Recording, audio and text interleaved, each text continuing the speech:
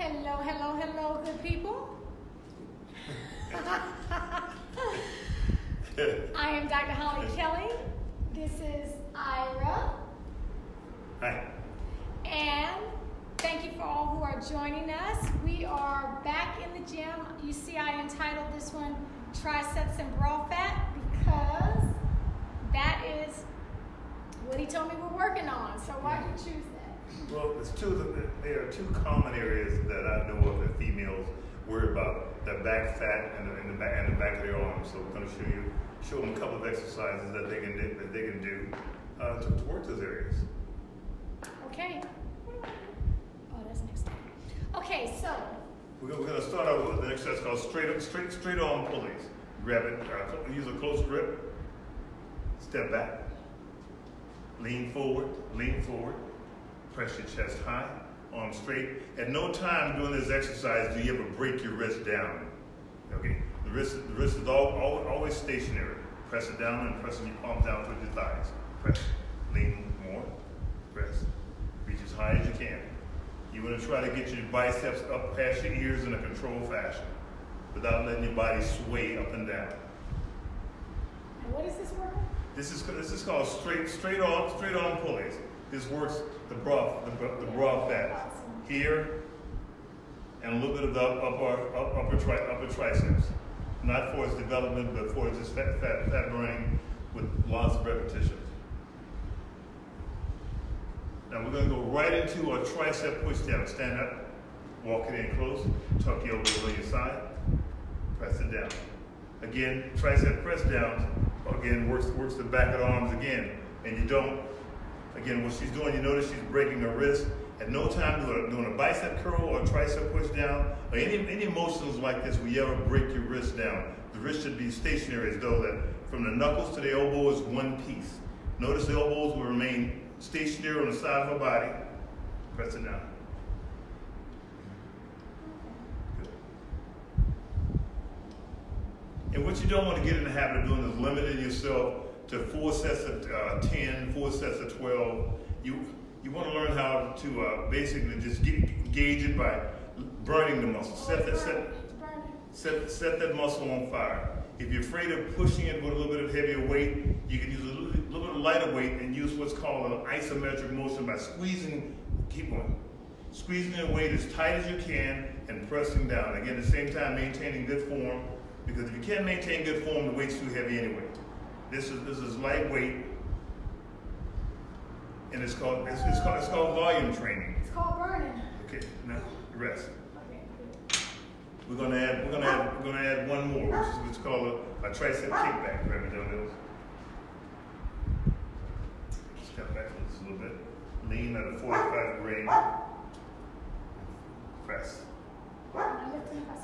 Yeah, that's a calf raise. I just added a calf raise with this. That's normal for me. Throw it back behind. Squeeze them tight. The reason why she's coming up on her toes because we're just adding a little calf exercise with it.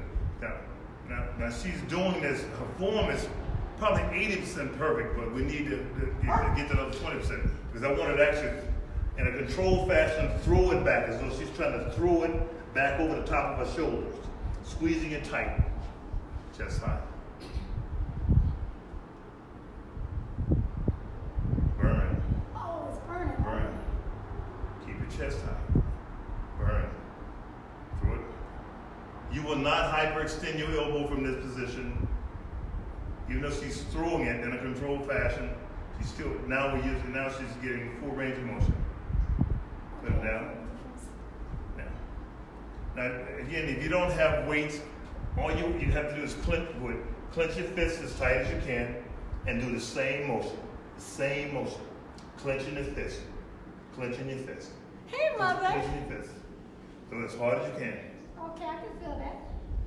Again, and you don't always have to be bending over like that. You can also, if you're sitting down watching TV, you can stand there or sit there and perform the same exercise while you're sitting there. Again, you make a fist as tight as you possibly can. Tuck those elbows on your side and press that pinky down behind you as far as you can. Down behind you as far as you can. Pressing that pinky. Pressing that pinky. That's triceps, and back. Those are just 3 exercises. I need y'all to see this.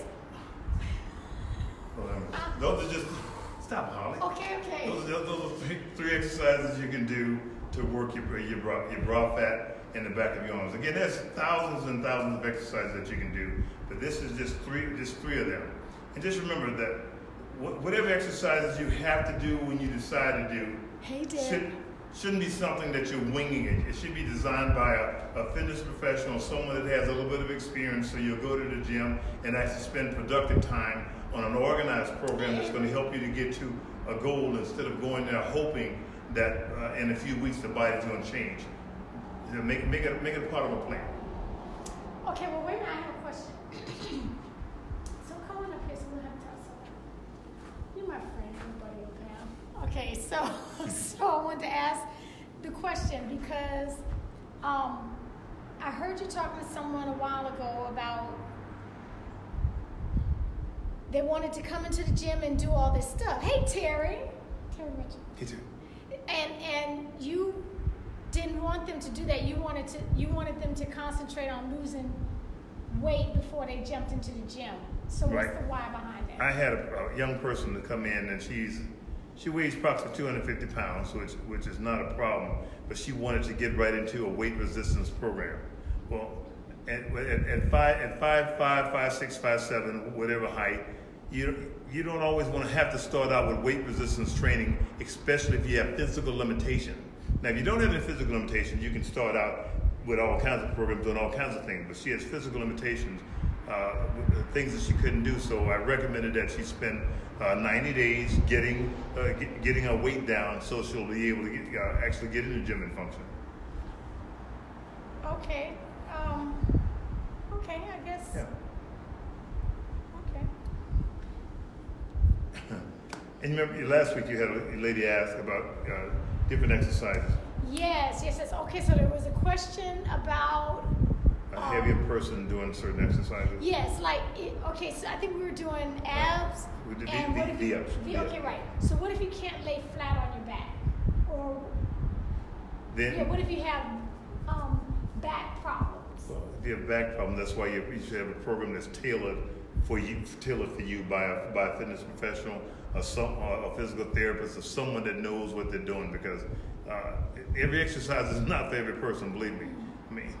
I mean, if you're 250 pounds, and one thing you don't want to be doing is jumping jacks if you have joint problems. So just spend a couple of dollars, have a professional to design your program. Take the design program with a good nutrition program and a realistic time frame to accomplish a realistic goal, and you'll get a lot farther than trying to wing it. Winging your training and nutrition, it will not work. Okay, that's good. I just want to say that, okay, first of all, why are you still doing this with me? Why are you still... Because you made me do it. No, I didn't. I didn't make you do it. Why do you, okay, well, scrap me. Why have you been doing this for 40 years? It started out for vanity. It went from vanity to a profession, and now that I'm older, I want to live. I want to live a healthy life where I'm able to function, where I can bend over and tie my shoes and step up on a bench and get out of the car and go swimming and wear certain things. See, what people don't understand about consumption is this. Food is fuel for our body, and being adults, we can eat anything that we want, but anything and everything that we put in our mouth becomes a part of us. So when we make a decision, we should always say this: is this for my body, or is this for my appetite? And you need to make the right choice, because you're gonna utilize it, or you're gonna store it. That's entirely up to you. Okay, well,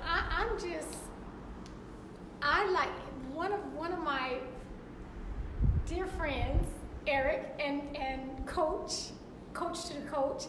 He said this, and I think it goes toward our teamwork. He said, brains and muscle. Not brains, mind and muscle. Because I do a lot with mindset. You have a mind too. Don't put all the brains on me. I mean, I'm not. Thank you. Mind and muscle. And I just think it's a good combination, because when you're healthy, when you're feeling good, when you're feeling strong, it does more than just impact your physical body. It impacts every area, every aspect of your life. It does. I mean, whatever profession you're in, fitness is good representation for your presentation. Do you get that? I mean, people are very visual. I'm not talking about being skinny. I'm talking about taking care of yourself. Well, we're all not designed to be little skinny people, but we can all be healthy people. And whether you want to believe it or not, when you're standing in front of people, they are assessing you. They're looking at your shoes, your hands. They're looking at these things. And me, as a fitness professional, I'm judged based on my fitness, so therefore I have to be sharp. I mean, if you're a financial planner, they want to know whether you're broke or not. I mean, because if you're a broke financial planner, believe me, how are you going to teach? How are you going to teach as a fat fitness instructor or a fat nutritionist? No, I mean, no disrespect to anyone, but I'm saying within your profession, you want to have your tools sharp. If you're a motivational speaker, how can you be a motivational speaker trying to motivate people if you're not motivated to look at it? I mean, that's the point. That's your presentation. Okay. So I like, do you mind because I'm still at Eric, I like mind and muscle because it makes a whole well-rounded person when you have, I talk about these 5 aspects of life. Your physical health, your financial health, your spiritual health, your relationships, and your career. It makes for a well-rounded person, and we can't just be, swimming in money and you're unhealthy. You can't be the most spiritual person alive and broke, or your career is in the dumps.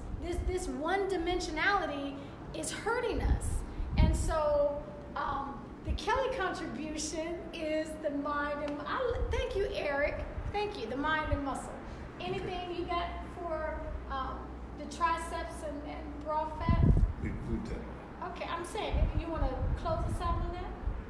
No, just fitness is a way of life, and it's a choice. And you can, to your friends, you can make excuses why you don't do it.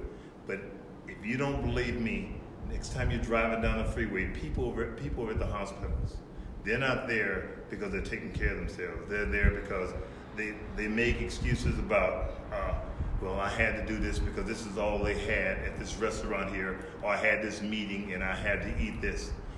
Make a conscious choice to put things in your body that's going to energize your body, that's going to condition your body, that's going to give you some longevity.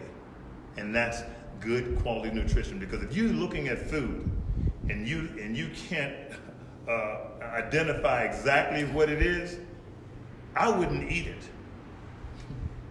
You understand? That means that it's processed and made up, and there's too many things in it. It's too busy. I don't do busy food. I believe in old adage for fitness is to keep it simple, keep it simple, stupid. I'm done. The KISS principle. Okay, so I was thinking of one other thing that slipped my mind. Oh, yes, this is it. Also, fitness is contagious. Just like a cold, if you have a cold or a flu and you're around a lot of people, they're going to catch it.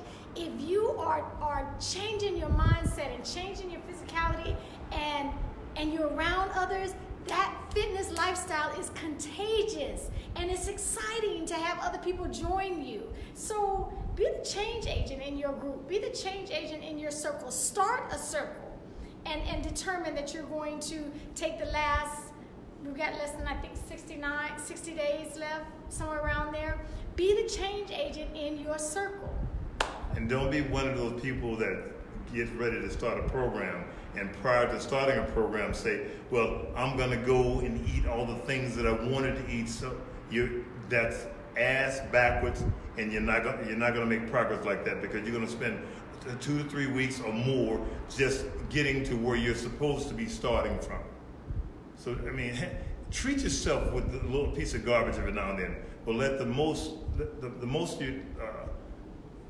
of your nutrition should be things that are going to benefit your health, your skin, your mental alertness. Okay. Thank you for joining us. Kelly Couples Mind and Muscle. I like it. Until next time, take real good care of yourselves. Catch me Monday through Friday, 7 a.m. Eastern, and Ira joins us on Saturday afternoons. All right. See ya.